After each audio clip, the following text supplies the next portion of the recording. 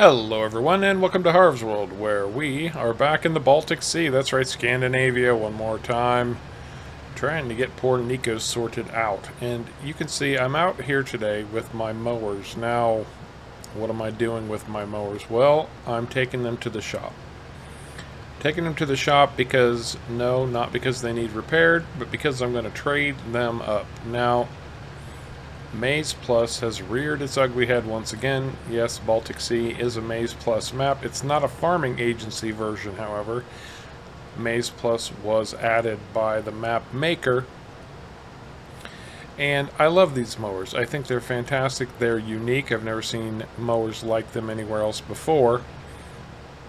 And they are a very Scandinavian brand. However, these are separate mods. The front mower is a separate mod from the rear mower. The front mower has a conditioner on it. The rear mower does not. Now, on a normal map without Maize Plus, that wouldn't even matter because it does not take mower conditioners into account. But on a Maize Plus map, a mower conditioner is basically a tedder.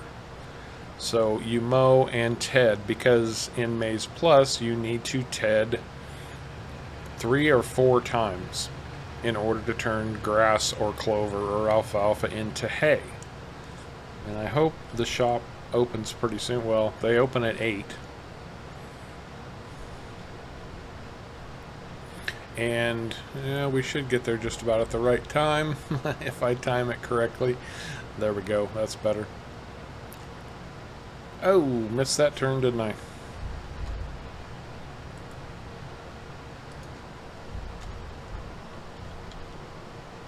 There we go. So, the front conditions, the rear does not. That means I'm getting 2 types of clover, or 2 types of grass, or 2 types of everything. And it's turning things into a massive hassle. And the pigs wouldn't eat the conditioned clover. They only eat fresh clover. So, for starters, I'm going to trade these mowers in so that I can get a pair of mowers that work and play well together. And on top of that, I can also get a pair of mowers that will basically windrow for me, so I don't have to worry about that anymore.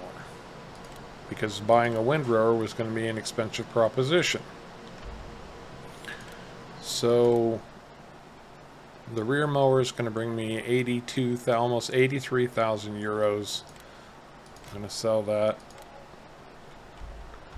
And then the front mower, it was 83 and another 15. So that's 97. Now I'm going to come over here and I'm going to buy, luckily, a subscriber by the name of Ridiculous mentioned that I didn't have any Cavernland equipment, and Cavernland is a Scandinavian brand. So luckily, if I pick mowers and not seeders, I can scroll through, and I do have these Vicon mowers, but they're not just Vicon, they're also Cavernland. And I can pick these up. Let's see, that's 21. And I can get the Butterfly for another 75. So I think we're actually ahead money. Yeah, we're ahead money. These are actually cheaper. Oh, get the Cavernland. You gotta have the Cavernland. No, not that. This one. There we go. So we're ahead money, and we no longer have to buy a windrower. So I call that a win-win. A major win-win. Now, maybe it was about a break even. I don't know, but we're still ahead because no windrower required. These do the windrowing for me. Which is, needless to say, outstanding. Absolutely outstanding. Now, one other little adjustment I've had to make is for our little pitties. And our little pitties just had to, well, here's the thing. So both of these mowers are conditioners. And the map did not include the Forage Extension, the Maize Plus Forage Extension. So I went ahead and installed the Forage Extension, and what the Forage Extension is going to do, it's going to allow me to feed the pigs more varieties of clover than just the fresh clover. Now, I could have gone with some other mowers that didn't have any conditioners on them at all. I could have dug around until I found some. But, you know, I've got a Scandinavian theme going on here, and I wanted to stick with that as much as I can. Now, you know, like I said, we live in a global marketplace. You can get equipment of any brand pretty much anywhere. I'm sure I could buy Cavernland mowers in the US if I wanted to, but that's not the point, is it? Now, the point is to show off a little something about these countries that we're visiting. So, I'm going with the Cavernland. They're going to suit us well. And if I'm honest, butterfly mowers like this are probably more mower than we really need for the little clover field. But that's neither here nor there. And I'm going to show you here in just a minute what Animal Pen Extension does, because it does change the feeding requirements on our pigs. Just let me get to my field first. So clover before would fill out 50% of the food requirement for our pigs. Animal Pen Extension is going to change that to 18%. So we lose a lot on our clover. Luckily, we're not utilizing too much field. And one thing that I want to do is make sure that I turn this to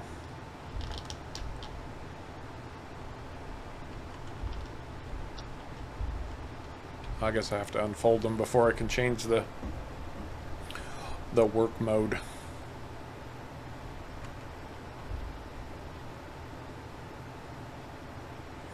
There we go. So if I hit Control Y, that's going to drop these windrowers from behind the mower down, and these are going to push the grass all into the middle, which is a beautiful, beautiful thing. No windrower required. And that was my goal. No windrower required. My other goal now is to make sure that I can just mow clover as much as possible. Yes, Harv. Turning off the mower. Yeah, you wouldn't mow any clover if the mowers are turned off. So now you can see that this is going to push the grass right into nice neat windrows, or the clover I should say, right into nice neat windrows, and we'll be able to collect it up with our forage wagon. Easy peasy. I missed just a couple little I mean, these little patches don't really matter that much, but you know, Harv is anal retentive. He can't help himself. He has to get it all. But you saw, I mean, this is small clover field, and boom, Bob's your uncle. We are done. I'm going to collect that up.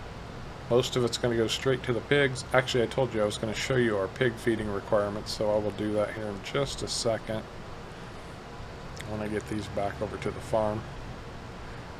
And we are going to be talking about Norway today. So a little bit of a gear shift. We've been talking about Denmark, and of course Scandinavia is made up of 3 countries, Denmark, Norway, and Sweden, and it's time to talk about our Norwegian cousins a little bit.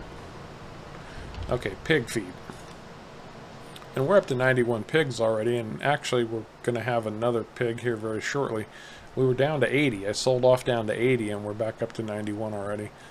Anyway, you see we have a lot more options as far as what we can feed our pigs in the grass, but it's only 18%. Corn, wheat, and barley goes up to 35%. Luckily, we've given them a lot of that, so we're good there. Soybeans is going to be big, 30%, and then potatoes for another 17%, or sugar beets or carrots. I'm not sure what I'm going to do about that yet. I might have an idea, but I'm not sure if it's going to play out just yet. We'll find out. But that's where we stand with our little pitties. Pigs can be a lot of work. I have to be honest. Pigs can be a lot of work. Trying to miss my crop here. So I'm going to pick up clover. I'm going to feed the pigs, and Well, actually, you know, I think we're going to stick together for just a minute because there's other things that I need to fill you in on that have been taking place. You can see our money is up quite a bit. And the reason our money is up quite a bit, well, that's because I picked up a couple extra contracts, working for the locals, did some work around the valley, or around the area. What do we call this? The ford? The fjord? The fjord. No, it's not the fjord. Although I suppose it could be with the sea right out there. Anyhow, I did pick up some extra work, but one of the reasons I did that was because I needed to have some extra pig feed, and so instead of selling off the extra crop on the, I believe it was 2 harvesting contracts that I did, I simply gave it all to the pigs. So that helped out a little bit. We have a lot of soybeans to harvest today too. Oh, and our silage payment came through last night, and we made a nice 35,000 off of that. So that wasn't too shabby at all. No, not at all. And that came off of the field right over there, that weird field that's partially ready to harvest and partially not ready to harvest. But our other big field of soybeans, the big one, that one's ready. So that's going to be a big part of today's challenge. And hopefully Nico will be around a little bit later to drive the chaser bin and collect from me as I run the harvester.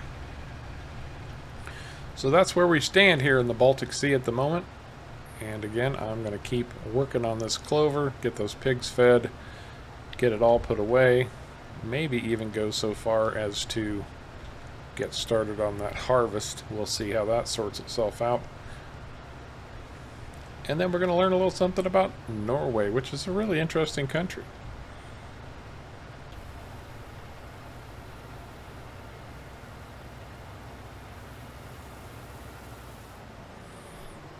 Well, all told, we got about 49,000 liters of clover, and those gritty little pigs took every ounce.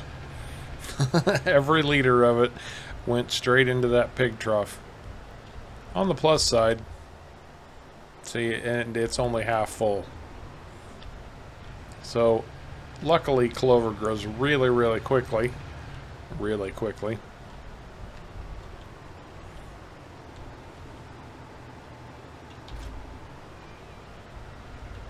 So I don't think keeping up on the clover portion of our feed requirement is going to be that much of a struggle.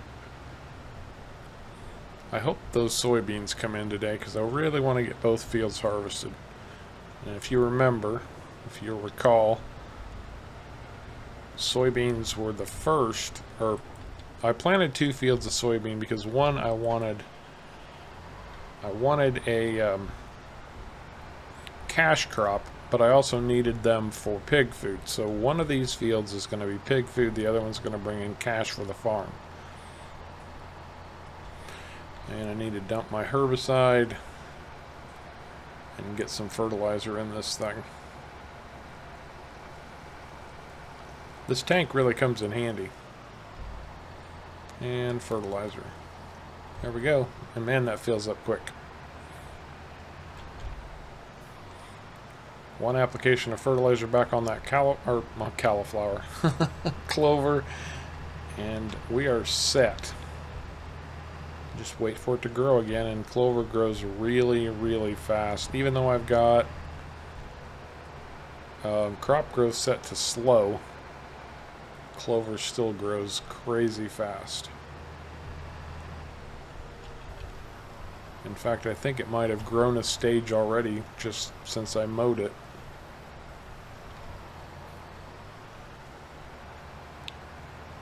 Now for this little field, all of our equipment is really too big. It really is too big.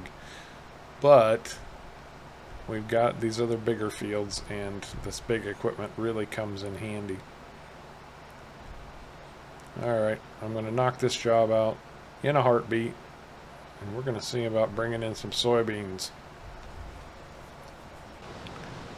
And away we go. Hopefully we'll get a nice soybean harvest here. And you can see Nico is parked over in that tractor, just waiting for me to get full enough for him to come over and unload me. Keep your fingers crossed. I hope he knows what he's doing, at least to some degree. So as promised, I told you that I was going to tell you a little bit of something about Norway today, and that's what we're going to get started on just about now. And one of the things that I found out interesting about Norway is that there are certain parts of Norway where at the right time of year the sun will not set at all. June, as a matter of fact, the sun doesn't set. And in May and July, the sun only sets for maybe 3 hours. So, yeah, Norway is incredibly, incredibly far north. Incredibly far north. And it's also a good place to see the northern lights if you're ever up that far and you don't mind sleeping in broad daylight, which frankly I kind of do. I'm kind of one of those people who really needs pitch black to get a good night's sleep. But to each their own. And I'm sure you'll get used to it, whatever you're involved in. But Norway is, you know, I said Denmark is labeled the happiest country in the world. Well, apparently Norway is a close second. Or third. I mean, it's way up there too. Lots and lots of happy people in Norway. They have an interesting Christmas tradition too. So ever since World War II,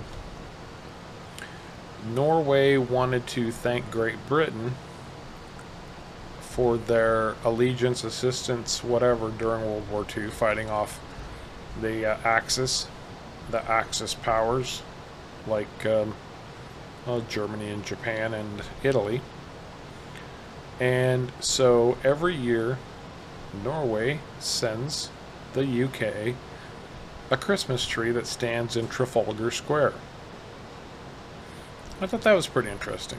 And that's kind of a really cool tradition, actually. Very cool tradition.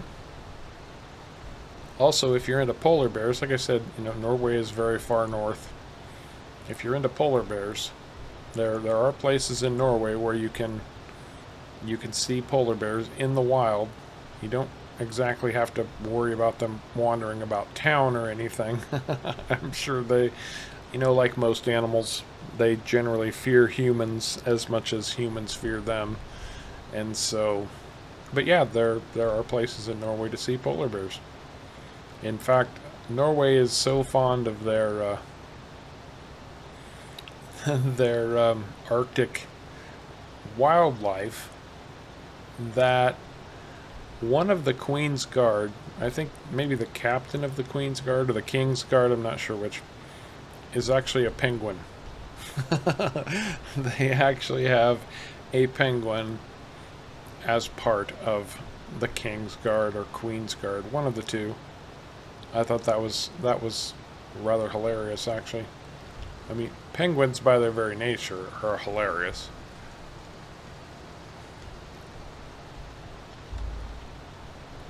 Something else you may not have known about Norway. Norway, not surprisingly, considering, you know, we're talking about winter right now and how far north they are, Norway holds more Olympic gold medals in the Winter Olympics than any other country. And that's an impressive feat, considering this is a country of only about 5 million people. You know, 5 million people, and they're producing enough gold medals to beat out the rest of the world. So they take their winter sports very seriously. Apparently, Arctic wildlife and winter sports. Although that's not terribly surprising, because skiing was invented in Norway. Yeah, skiing. If you're into snow skiing, you can thank a Norwegian, because that's where it was invented. In fact, they have found skis in Norway dating to over 2,000 years old. Now, the modern version of skiing, obviously, I think it was either the late 1800s or early 1900s they invented skiing. but some of the oldest skis ever found by archaeologists date to well over 2,000 years old. It might even have been much older than that, but off the top of my head, that's what I remember. 2,000-year-old snow skis. But I guess if you live in a place where winter hits hard, you're going to find a way to get around. You better know you better know how to deal with snow if you're planning to visit Norway.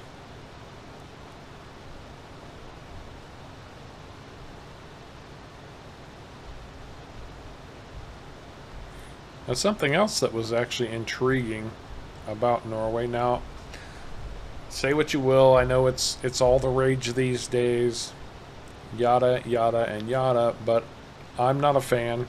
I'll admit it. But I'm not much of a fish fan. But sushi. Now, sushi was not invented in Norway. It's very Japanese, but Norway is credited with introducing salmon to sushi.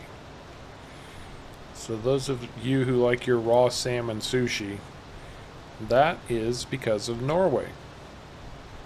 They struck up a trade deal, I want to say it was in the 1980s with Japan, and introduced salmon into the wild world of sushi. Oh, look at that. Here comes Nico now. Don't hit that tree, brother. Don't hit the tree. That's my tractor you're driving. Do not hit that tree. Perfect timing. Outstanding. Absolutely outstanding. Very nice. Very nice indeed. Now we'll just stop at the end of this row and unload a little bit. Well, if it all goes that smoothly, everything's going to be just absolutely brilliant on this field. We've got a lot of field left to harvest, though. We'll see how the boy does. But so far, so good. Now, something interesting about Norway. Well, many interesting things. They have what is the world's longest road tunnel. 15 miles long, 24.5 kilometers long. It's the longest tunnel on a road in the world. I thought that was interesting. That's a lot of tunneling right there. Would have cost 1 billion Norwegian kroner to build that tunnel. That's about $110 million US. Now, we're not talking about Sweden yet, but if you know anything about the Nobel Prize, the Nobel Prize was created by a Swedish chemist by the name of Alfred Nobel. And there are many different types of Nobel Prizes, but one of them is the Nobel Peace Prize. And that Peace Prize is specifically awarded in Oslo. Oslo is the capital of Norway. Every year. So if you ever win the Nobel Peace Prize, start planning a trip to Oslo, because that's where you have to go to pick it up. It's very, very important that you get to Oslo as soon as possible and say, yo, dude, that's mine. Give it. And those prizes come with about $1 million too. So the medal's nice, but the cash. Go get that cash quickly. Now, this is a fun little fact about Norway. If you ever want to say you've been to hell, you might go to Norway. Because a town in Norway with roughly 1,000 residents is literally named Hell. And apparently, just because it's named Hell makes it quite the tourist attraction. So I've been told. And who doesn't? I hope they have gates in front of it. You know, I hope somewhere in the town, like next to the sign saying "Welcome to Hell," there's a pair of gates, so you can stand there and say, "I stood in front of the gates of hell. Things like that. Of course, that's just how my twisted mind works, but hey. Now this one was not only interesting, but a little bit disconcerting, if I'm completely honest. I mean, it's, you know, it's their business. I'm not going to tell another country how to do its business. But if you live and work in Norway, all of your financial information, at least as far as how much you earn, taxes you pay, and your total wealth. So yeah, pretty much all of your financial information is public record. Hey, yeah, Norway, you can look up and find out everybody, what everybody's making, how many taxes they pay, all of that stuff. Which, frankly, you know, in the U.S., that would be completely unheard of. Completely unheard of, and people would be having massive coronaries over it. And be like, no, no, no, no, no. Privacy. But no, in Norway, you can find out exactly how much everybody makes and how much they own. Alright, I took over the fen from Nico. I got Nico in one of the Valtras, and he's over working on field 14 now. I'm having him put a coat of fertilizer on that thing. I think I know what I'm going to do next. I think I know. I think we're going to try some sunflowers in that field. Oh, just about missed my turn. So I'm going to go sell these soybeans. And I checked on the prices, and the grain mill has the best price for them right now. So that's where we're headed. And then I'm going to stop by the butcher shop, slaughter mill, whatever you want to call it, and see if they've got my pork ready. And if they do, I might just see what I can do about that as well. Get that money coming in today. Since I can't harvest that other field of soybeans, which I have to be honest is a little bit obnoxious, but I'll get over it. One way or another, I will find a way. I was talking earlier about how Norway sends Great Britain a Christmas tree every year that stands in Trafalgar Square for their assistance during World War II. And I've discovered exactly how that all played itself out. So, Norway during World War I, the Great War, decided they were going to be neutral and remain neutral. And they managed to do that.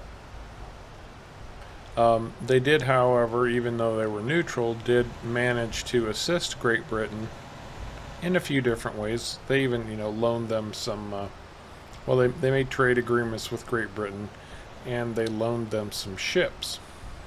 There we go. Now, Norway stuck to their guns, and they remained neutral for a good long time, up until about 1940. Just a few months. Oh, there we go. That's what I'm talking about. 31,000 euros. That's the kind of cash crop I'm talking about. So Norway managed to remain neutral up until about 1940, just a few months after World War II started. And old Hitler, everybody's favorite person to hate, and for good reason, mind you, he set his sights on Scandinavia. Apparently there were some good ports there, and ooh, that's loud. Let me run and talk to these guys, and I will be right back. Okay, they do have my pork ready, most of it anyway, and they said I could use this truck. And it's, man, it's beat up. It's beat up. Oh man, look at that. Beggars can't be choosers, right?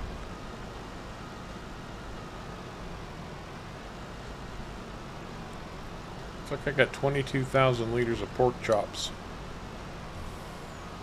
Or about 6 pallets. This is a little bit of overkill, if I'm completely honest, but I'll take it. Okay, I've got my pork chops all loaded up.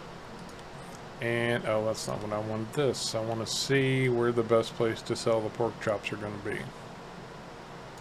Pork chops. Oh, the grain mill, just around the corner. How about them apples? How about them apples? Now, I brought these guys 18 pigs.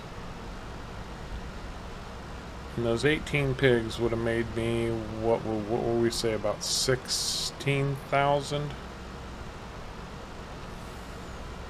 So let's see what our pork chops make for us. Yeah, that's maybe 17,000. So let's see how our pork chops do. I don't know what a grain mill needs pork chops for, but we'll take them. Come on, brother. Let's go.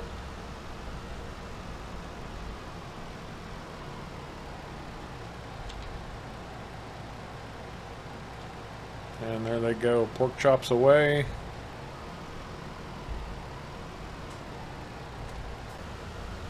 Okay, pork chops sold off. About 16,000, so we're about right on par. Yeah, that'll work out pretty nicely. We'll sell these guys some pigs. And they have not processed all of those pigs yet, so there's going to be more pork chops yet to come off that first delivery. So, yeah. We're doing okay. We're up 50,000 euros on the day between the soybeans and the pork chops. No complaints about that. Let's go find out if old Nico's done. Oh, and I was telling a story about Norway and World War II. Anyway, the Christmas tree. So, Norway did its thing during they were invaded by Hitler. Hitler had eyes on Scandinavia. He wanted to use the ports. He wanted to extract was it iron?